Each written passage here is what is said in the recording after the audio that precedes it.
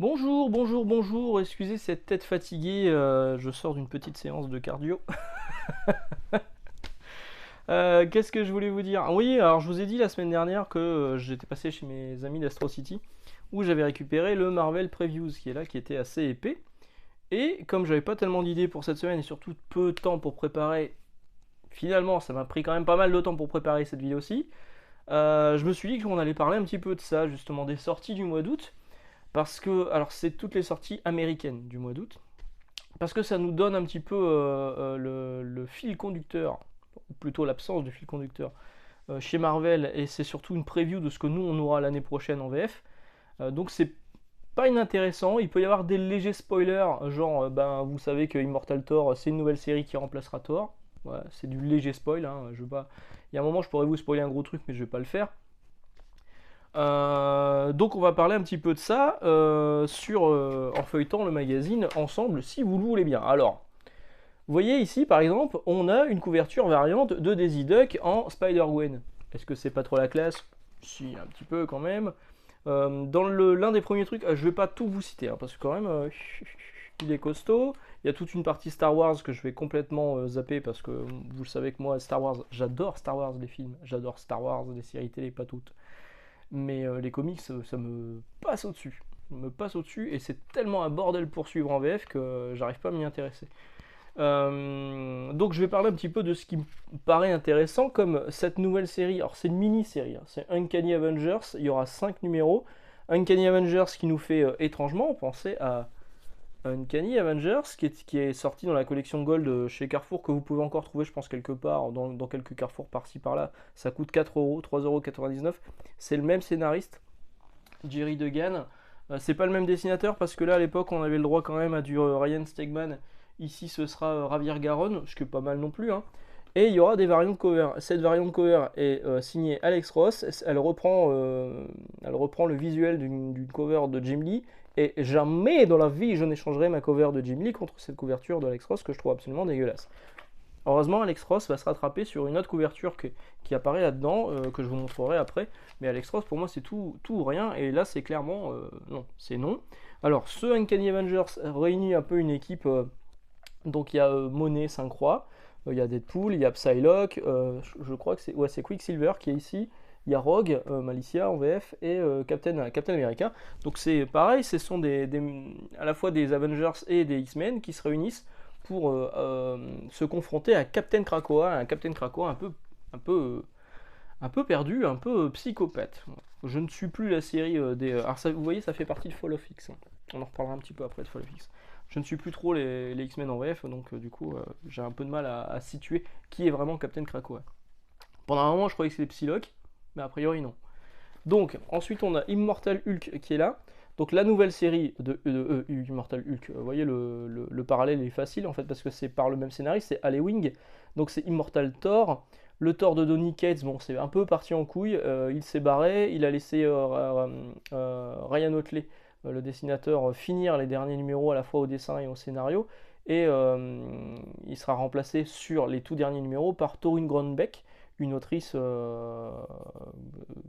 ne sais même plus de quelle origine elle est, mais en tout cas elle est pas américaine, ça c'est sûr. Et la série va être relancée au numéro 1 avec un nouveau numéro 1, c'est Immortal Thor, avec Martin Coccolo au dessin. Je sais pas trop quoi en penser, hein. Le pitch il est pas hyper vendeur, donc bon, on verra. Peut-être que j'arrêterai Thor après celui de Donny Cates et de Ryan Otley. Ensuite on a une indigestion de symbiotes, on a partout Death of the Venomverse. Death of the Venomverse avec des couvertures que moi j'aime pas du tout. Tout ce côté numérique ça ne me plaît pas. On voit qu'il y a Knull qui est là, Knull, Death of Venomverse. Franchement là ça fait un peu beaucoup. On voit que ils ont ressorti, ouais, ici là, il y a des connecting covers de Gabriele Delotto. Gabriele Delotto, moi ça faisait un moment que je l'avais pas vu sur du Marvel. Ils l'ont un peu ressorti du placard du coup. Bon tant mieux. Enfin je suis pas méga fan de son trait mais je sais que ça plaît à beaucoup de gens. Donc c'est pas plus mal. Ensuite on a ça. Contest of Chaos, qui fait beaucoup penser à Contest of Champions, le tournoi des champions, le fameux tournoi des champions, euh, qui... où c'était les super-héros contre les super-héros. À la fin, quand on faisait le calcul, ils étaient à égalité, mais ils ont quand même donné un gagnant. Ça a été mal calculé, je crois que j'avais déjà raconté cette histoire dans une vidéo. Et donc c'est un peu une suite, enfin plus ou moins, ça reprend le principe de Contest of Champions, mais Contest of Chaos. C'est Agatha Harkness qui est à l'origine de tout ça. Et donc là, par exemple, vous voyez, on a Spider-Man contre Wolverine, on a Iron Man contre Storm. Bon, je ne donne pas cher de la peau d'Iron Man, parce que pour rappel, le fer c'est conducteur, hein, ça va faire un peu mal. On a Ghost Rider contre la Torche Humaine, et on a Moon Knight contre un mec que je ne connaissais pas du tout, qui a priori s'appelle Taegoki. Taegoki, Taegoki, de la Tiger Division. Je le connais pas. Je sais pas d'où il sort. Peut-être de la série Moon Knight, comme j'ai arrêté de la lire. Pareil, c'est un peu compliqué de recontextualiser. Ensuite, on a Ultimate Invasion. On reparlera un petit peu d'Hickman sur la fin. Là, c'est le numéro 3 sur 4. Il y aura 4 numéros. On voit un Hulk complètement chauve. Marvel Age 100, avec une couverture qui est franchement cool de Gary Frank. Marvel Age 100, ils nous refont le principe de Amazing Fantasy 1000, 100 000, pardon, de Amazing Fantasy 1000, où ils avaient fait des calculs un peu savants pour trouver 1000 numéros et mettant en scène Spider-Man dans Amazing Fantasy, et du coup, ils avaient fait Amazing Fantasy 1000. Bon, franchement, c'est tiré par les cheveux. Là, c'est pareil.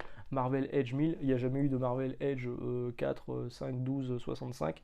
Donc là, ils ont juste sorti un numéro anniversaire de leur placard, avec des auteurs comme Straczynski, Dan Slott, Jason Aaron, Mark Waid, au dessin on a du Ryan Stegman, Pepe Larraz, Steve McNiven, on a beaucoup de gens.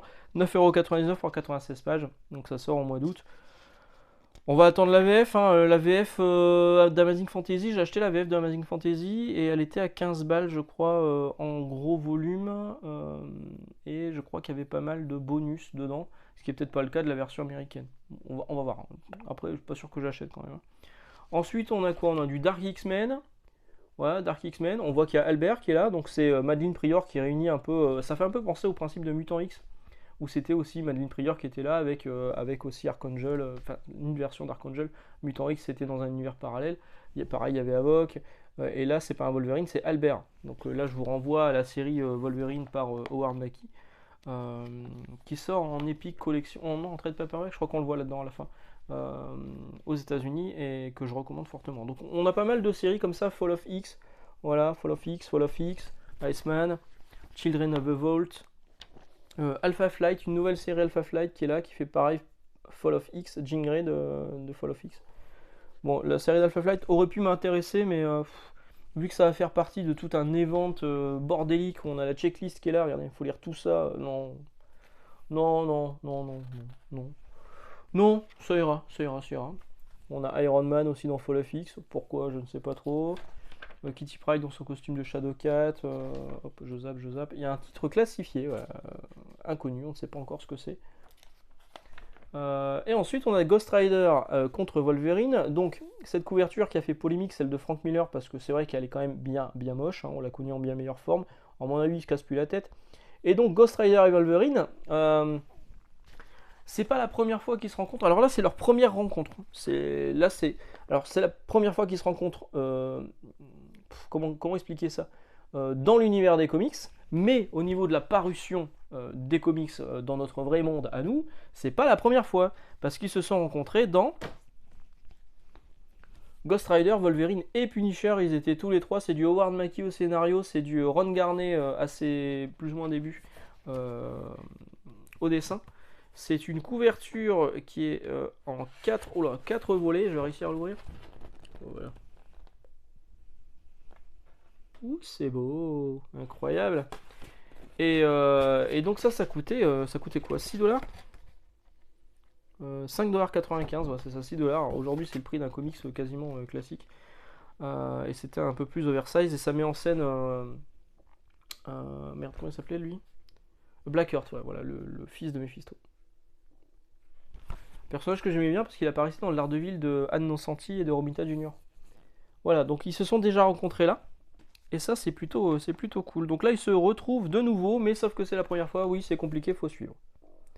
Ghost Rider, Wolverine.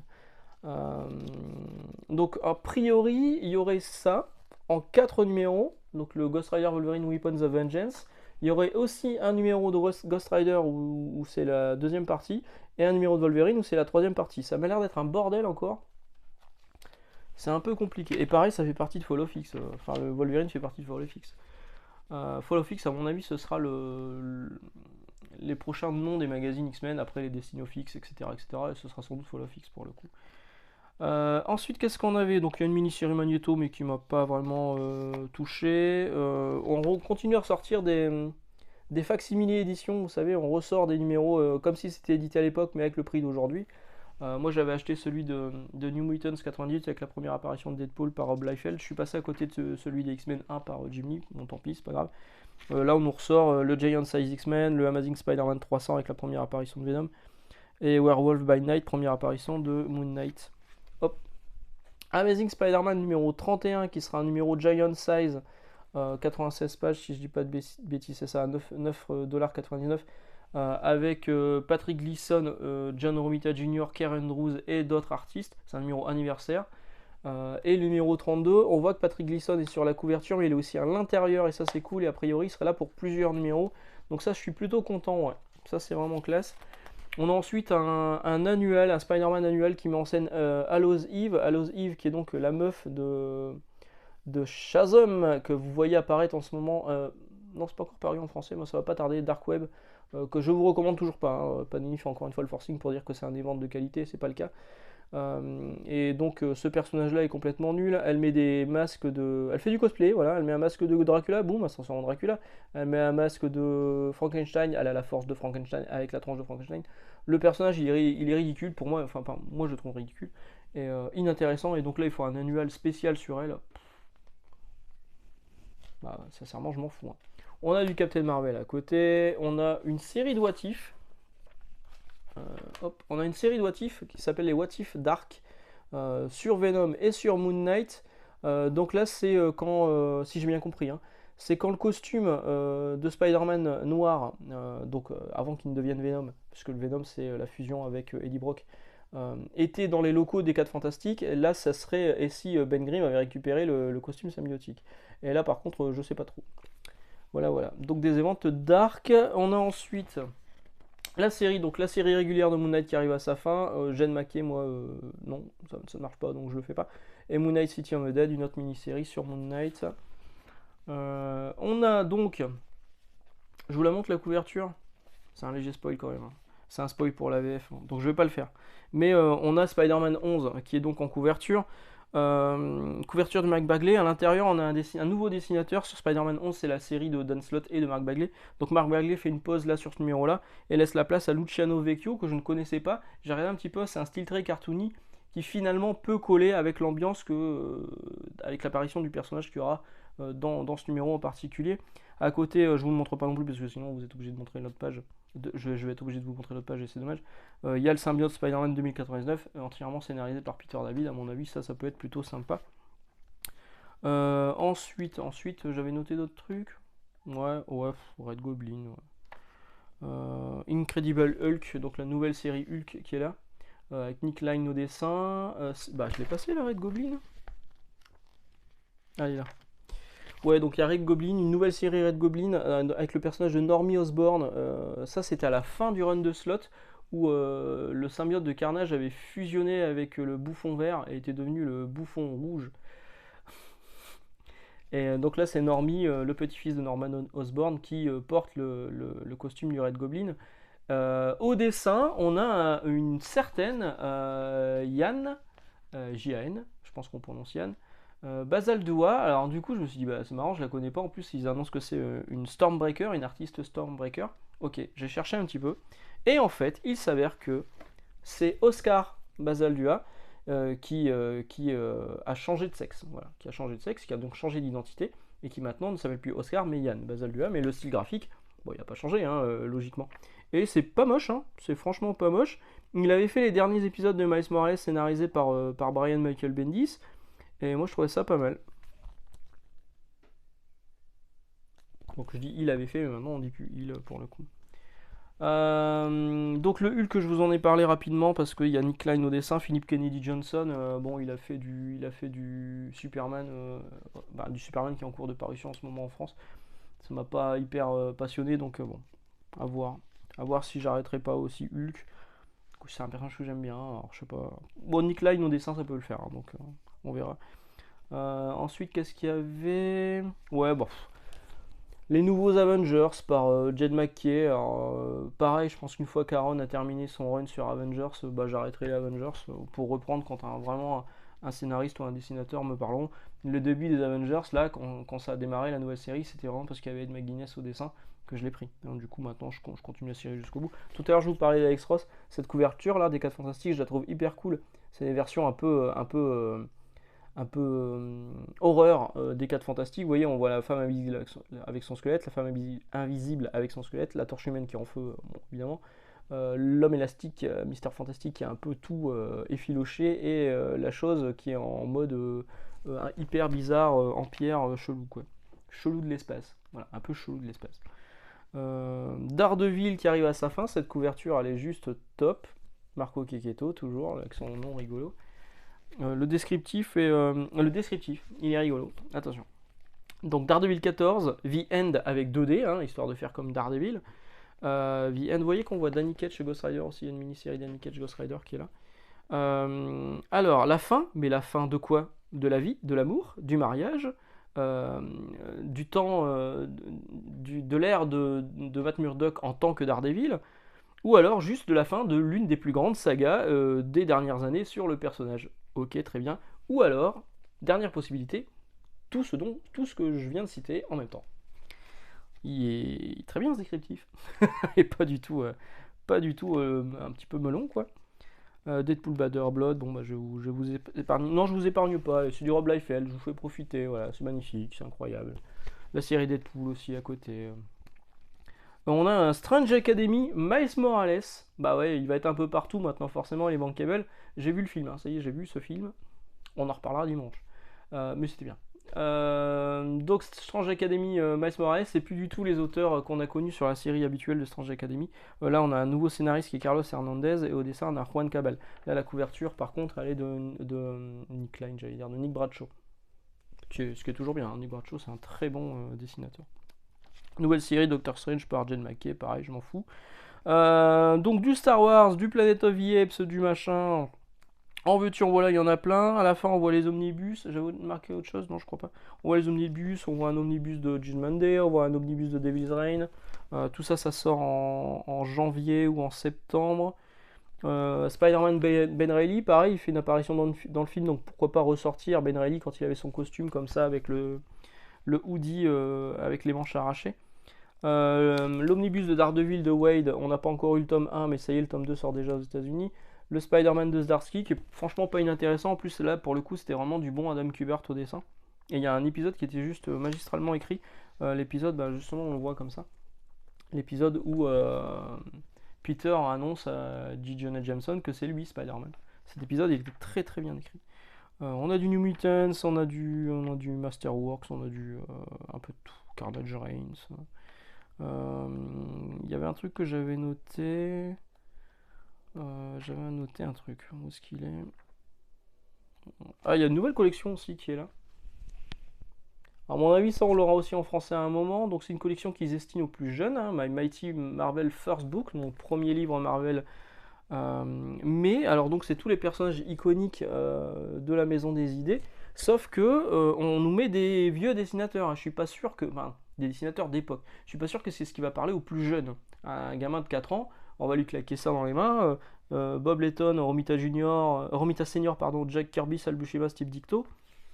Ça peut bloquer un petit peu, et ils nous font un petit coffret. Moi je serais pas surpris que Panini nous sorte ça, un de ces 4 l'année prochaine, en VF.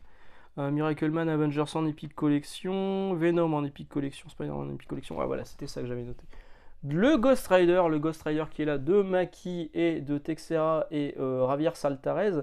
Donc le Ghost Rider qui était paru en français chez Semic en version intégrale. Donc ça sort en Epic Collection là. J'espère qu'on aura une VF chez Panini. Ça sort en octobre de cette année aux États-Unis. Voilà, c'est à peu près tout pour cette fois. Vous voyez, on a cette Epic Collection que nous, qui a déjà été annoncée en VF, et aux États-Unis, ils vont seulement la voir là au mois de septembre. Donc finalement, Panini, ils peuvent vraiment coller à l'actu, quoi. Donc on aimerait bien avoir celui de Ghost Rider. Ça pourrait être cool. Ah, voilà, c'est à peu près tout. Du coup, je vais vous laisser là. Vous voyez, en fait, le bilan, c'est que moi, j'ai l'impression qu'il manque quand même un fil conducteur, un auteur phare qui donne la ligne de conduite à Marvel, parce que j'ai l'impression que toutes les séries sont un peu isolées. Bon, effectivement, il y a Hickman qui arrive avec son event Gods, Et puis aussi les ventes sur l'univers Ultimate. Donc est-ce que Hickman va pas devenir le nouveau Brian Michael Bendis de chez Marvel? Réponse l'année prochaine. En tout cas, ça va vous donner un petit peu un avant-goût de ce qu'on aura en VF l'année prochaine. Je vous souhaite une excellente journée, excellente lecture. Je ne sais pas si on se retrouve jeudi parce que malheureusement je manque un peu de temps. Mais au pire, on se retrouve dimanche. Ah, ciao ciao!